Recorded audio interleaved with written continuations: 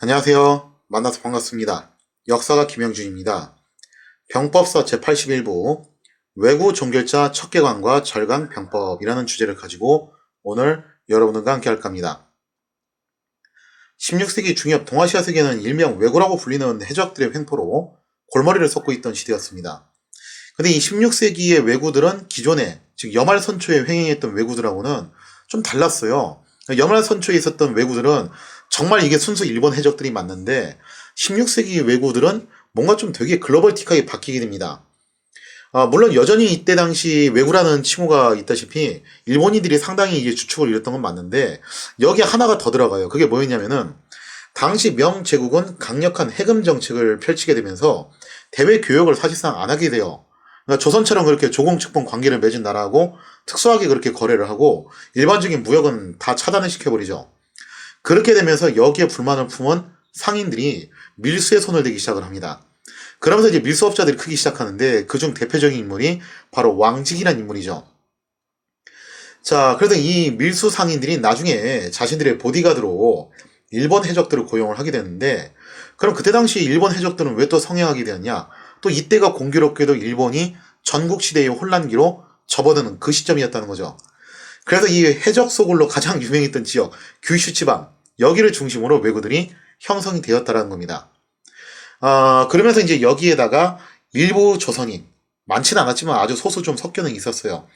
근데 이게 사실 그렇거든요. 교과서에서는 절대 얘기를 안 하는 건데, 뭐 조선 해적이 한 명도 없었겠냐 이거죠. 한 명도 없지는 않죠.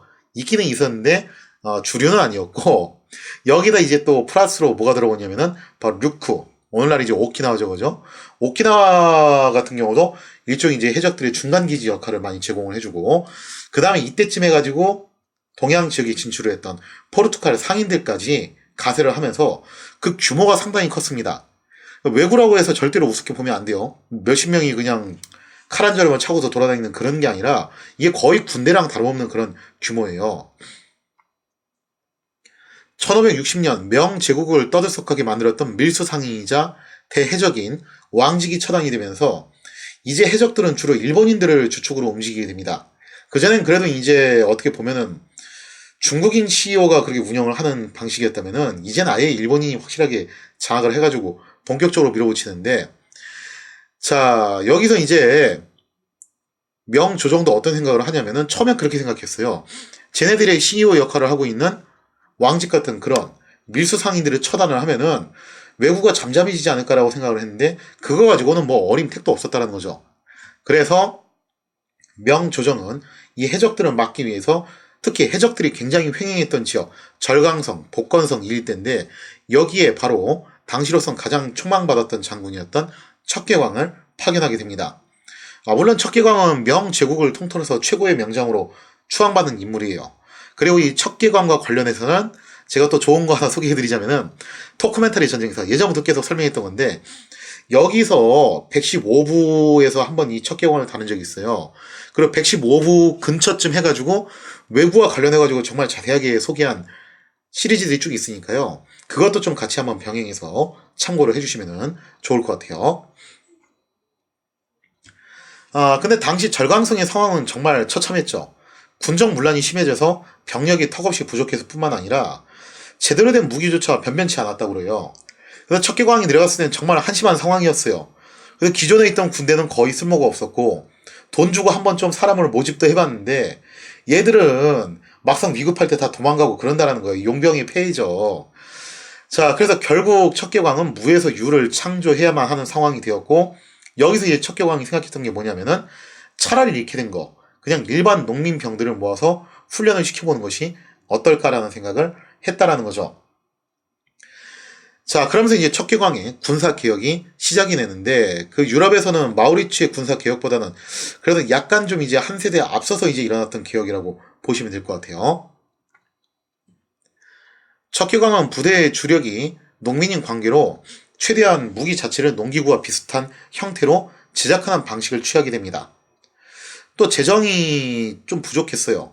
이것도 부족한 이유도 원래는 절강성이 못 사는 동네는 아닌데, 나라가 이제 점점 명말기로 가면서 부패상이 진행되다 보니까 여기저기서 뭐 이제 좀 뜯기고 뜯어먹고 그런 것도 많이 생기는 거죠.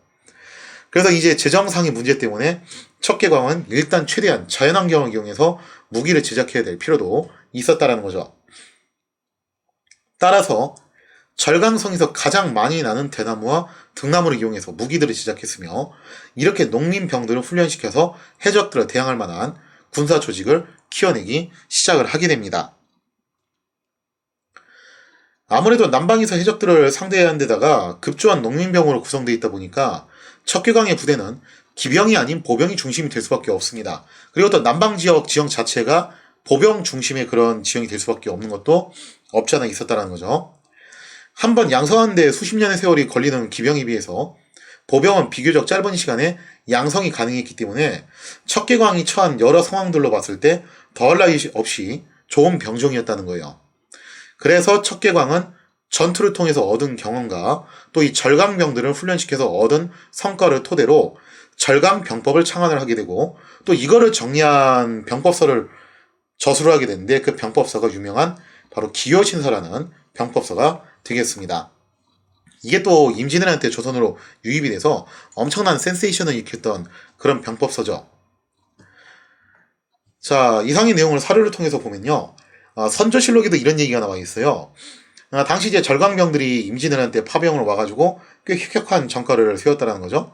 그래서 선조가 좀 물어봐요. 어떻게 해서 절강병이 그렇게 정예한 병력으로 거듭날 수 있었냐?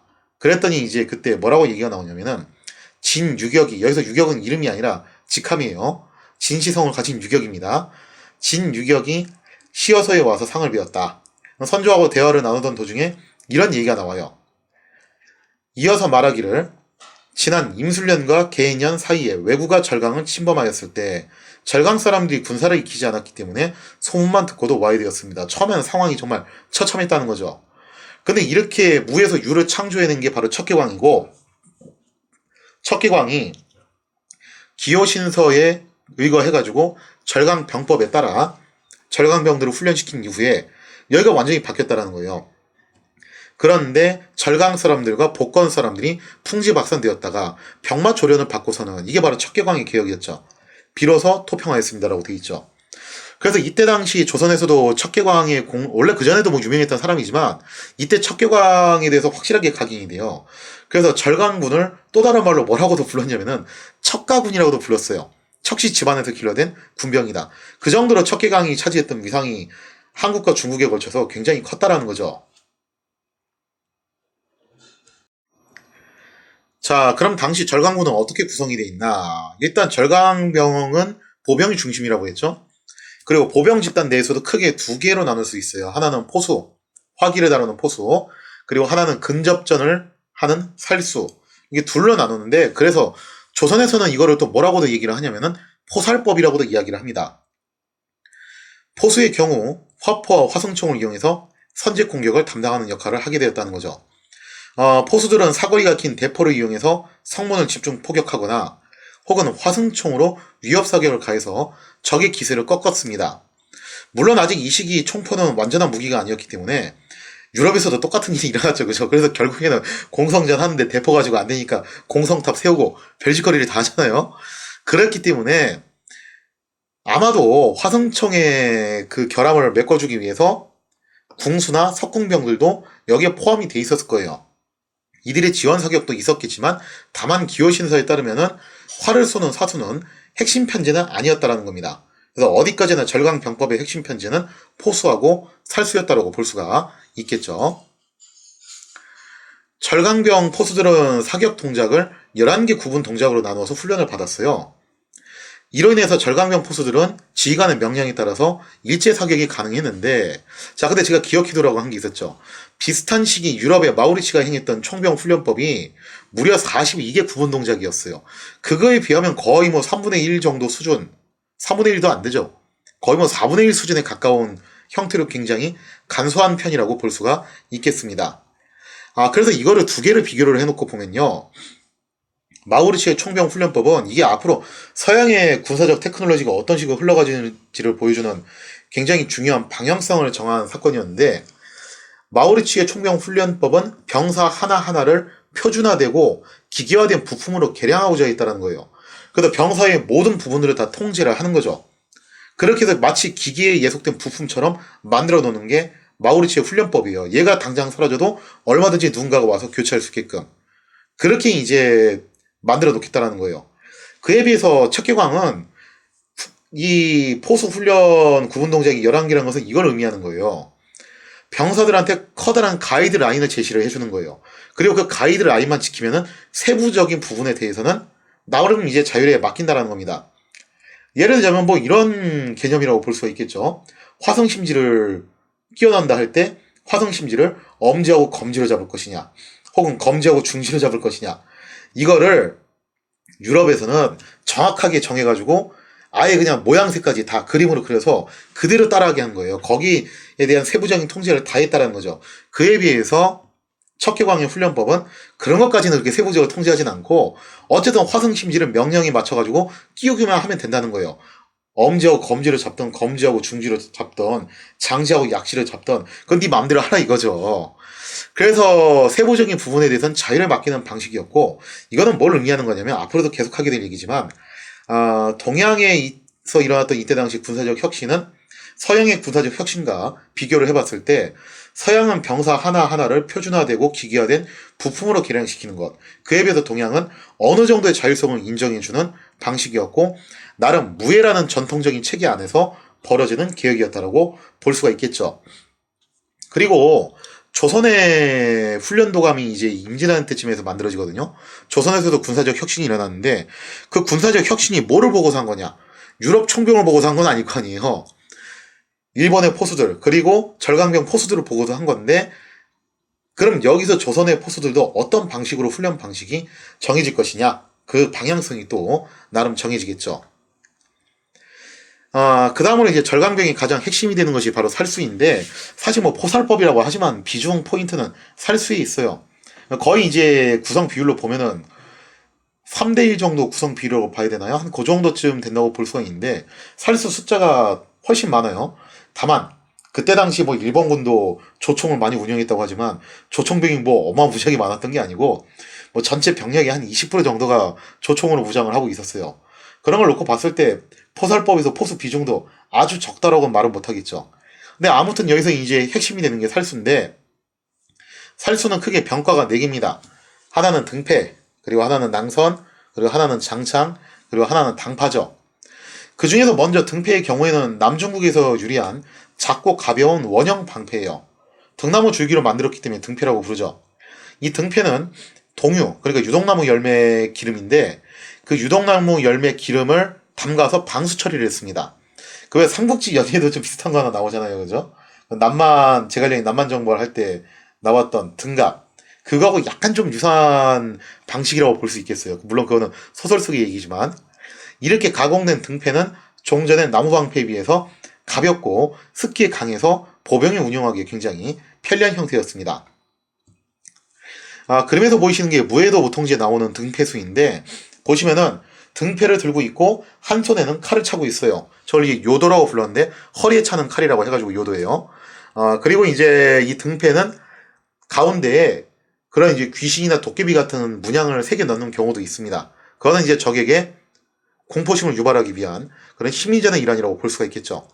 이 등패를 제가 이제 처음 봤던 거는 전쟁 기념관 가가지고 봤어요. 거기에 이제 등패가 전시가 돼 있는데 제가 거기 가가지고 좀 이제 몹쓸 짓을 한번 했어요. 그게 뭐였냐면은 그때 당시 이제 후배들이랑 같이 전쟁 기념관에 가가지고 이 등패를 구경을 했거든요. 뭐 등패만 본 게 아니라 거기 뭐 다 구경을 하고 왔었죠.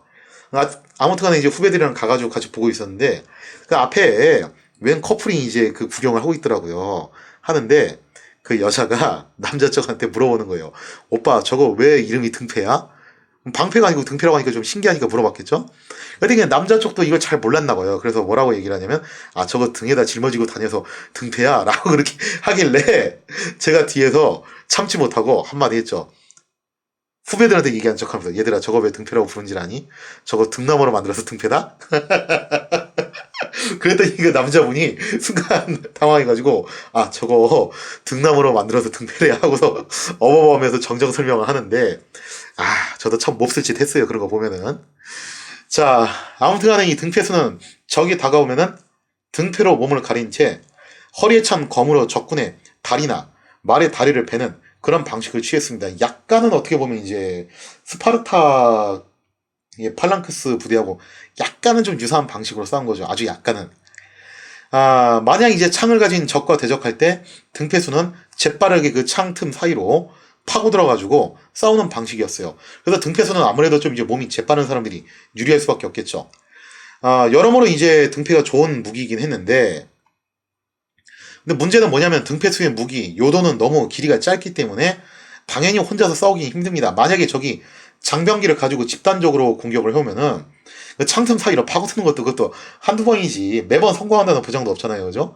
그럼 이럴 경우에 대비해서 역시 부대 내에 당연히 구성원 중에서 그런 장타전에 유능한 병사들이 있어야 돼요. 그렇기 때문에 낭성과 장창, 당파의 지원을 받으면서 싸우는 방식이었습니다. 자, 그러면 등패수하고 단짝을 이루는 무기가 무엇이냐라고 하면 바로 낭선이에요. 정말 희한한 형태의 무기인데 이것도 역시 전쟁 기념관 가시면 보실 수 있어요.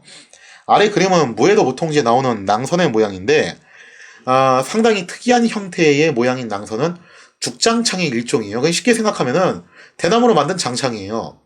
그런데 대나무에 곁가지를 그대로 두고 그 끝에 독을 바른 철편을 붙인다는 특징이 있습니다. 그래서 정말 좀 희한하게 생기긴 했어요, 이게. 낭선의 가지는 등패와 마찬가지로 방수를 위해서 동유 기름에 적셨습니다. 낭선은 그럼 어떻게 쓰인 무기냐면 현대로 치자면은 일종의 바리케이트 같은 역할을 하게 됐다는 거예요. 그래서 낭선 가지가 그렇게 치지 않고 남겨두고 그 가지에다가는 다시 또 이제 철 같은 걸 갖다가 붙인 건데, 그러다 보니까 이 낭선 여러 개를 연결을 시켜놓으면은 일종의 바리케이트 역할을 한다는 거죠.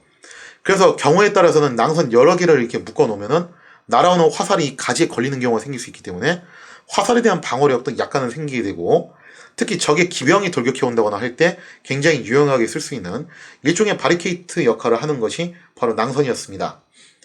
근데 낭선은 문제가 뭐냐면 너무 무거워요. 이게 무겁기 때문에 마구잡이로 휘두르는 무기로 사용하기가 힘들어요. 그래서 공격용 무기로는 적합하지 않고 방어용 무기로 주로 쓰이게 되는 거고, 이게 무기가 무게도 좀 많이 나간 데다가 육중하다 보니까 휘두르기도 힘들고 하여튼 사용하는 것도 좀 특이하고 그래가지고 이게 조선 후기로 가면서 점점 좀 낭선은 좀 안 쓰는 그런 추세로 가기는 합니다.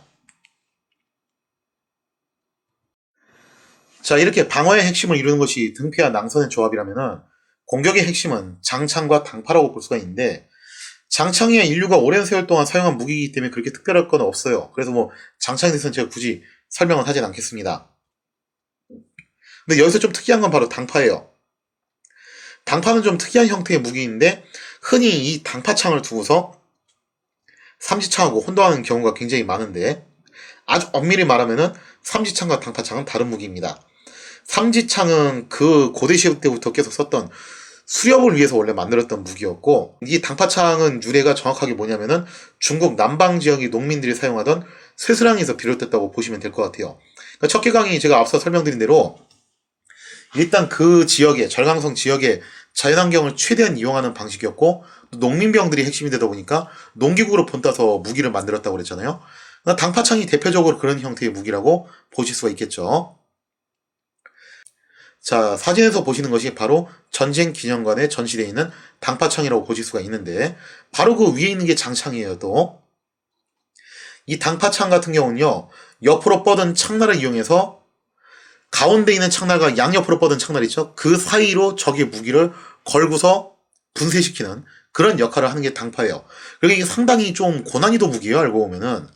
그리고 또 만약에 기병이 돌진할 경우에 낭선과 더불어서 이를 차단하는 나름 바리케이트 역할도 같이 한다는 거죠. 이 당파창은 단병 접전용으로도 사용이 됐지만 가운데 날이 굉장히 넓적하잖아요. 그래서 넓은 창날 덕에 총통을 여기에다가 끼워놓고 화전을 장착해서 발사하는 경우에 따라서는 원거리 지원병 역할을 하는 경우도 있습니다. 자, 그래서 당파창 같은 경우는 크기가 크고서 육중해가지고 이것도 재빠른 공격을 펼치기가 힘들어요. 그렇기 때문에 장창과 반드시 공조를 이뤄야지 가능했다는 거죠. 당파창 같은 경우도 이게 원체 육중하고 무거운 데다가 낭선하고 똑같아요. 무게도 많이 나가고 다루기도 힘들고 원체 특이한 무기다 보니까 조선 후기로 가면서 점점 이 무기도 잘 안 쓰여요. 그래서 의전용으로 쓰인 경우가 오히려 더 많았어요, 당파창은.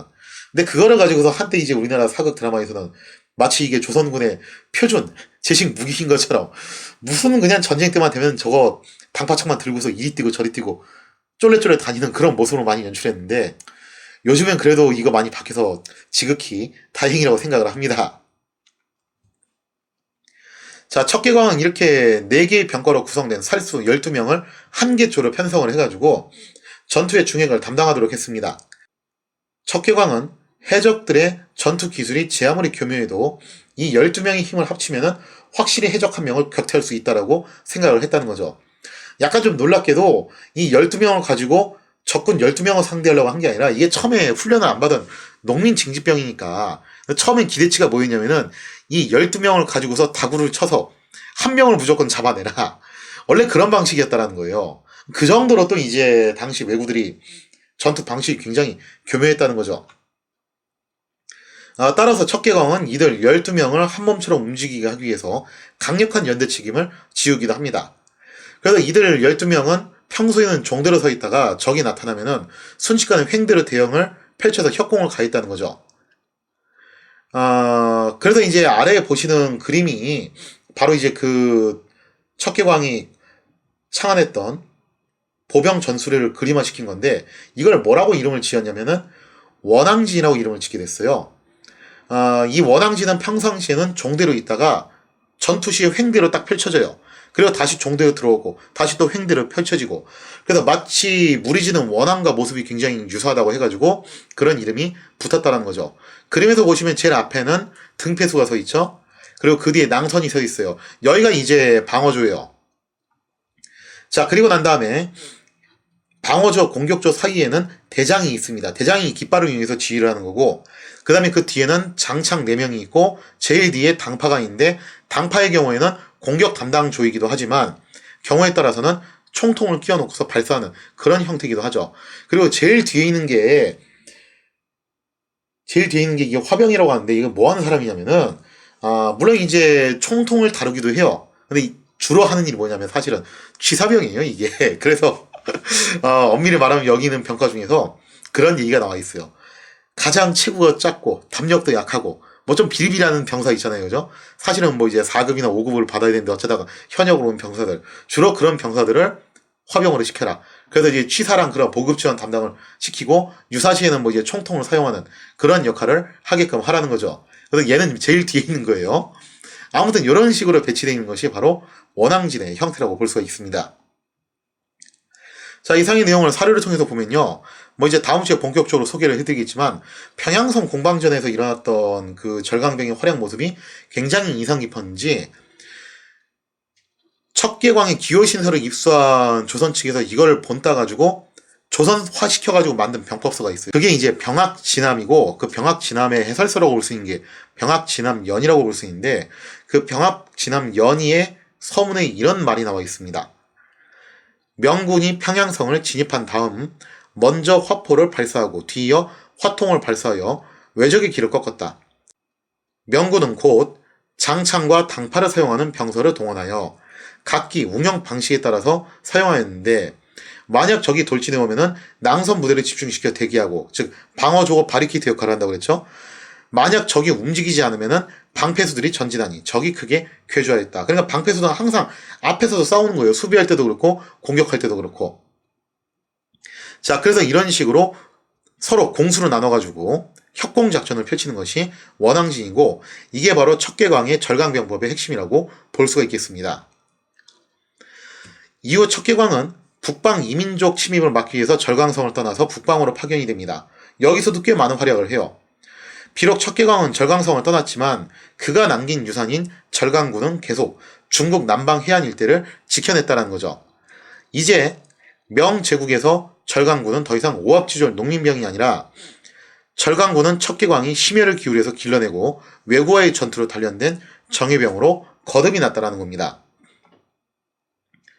자, 이제 다시 이제 본래 이야기로 돌아와서 때는 1593년 1월이에요. 해가 바뀌었죠. 이여성이 이끄는 4만 명의 명제국 군대는 평양성 공략을 눈앞에 두고 있었습니다. 본래 이여성은 명제국 중에서도 요동지역의 최대 군벌이었어요. 그러다 보니까 요동지역 최대 군벌답게 이여성 휘하에는 요동병들이 꽤 많이 있었고, 따라서 이때 파견됐던 명군도 요동병들이 주축을 이루고 있었다고 볼 수가 있겠습니다.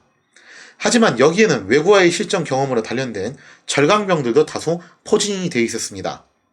과연 척계강이 남긴 유산은 왜구가 아닌 일본의 정규군에게도 통할 것인가? 바야흐로 임진왜란은 제3차 평양공약전이라는 거대한 분기점을 맞이하게 되었다는 거죠. 자, 이렇게 해서 이제 유럽의 상황, 중국의 상황을 한번 살펴봤고, 일본의 상황은 제가 옛날에 한번 철포 아시가로 관련해서 다룬 게 있어요. 그거를 좀 참고로 해주시고요.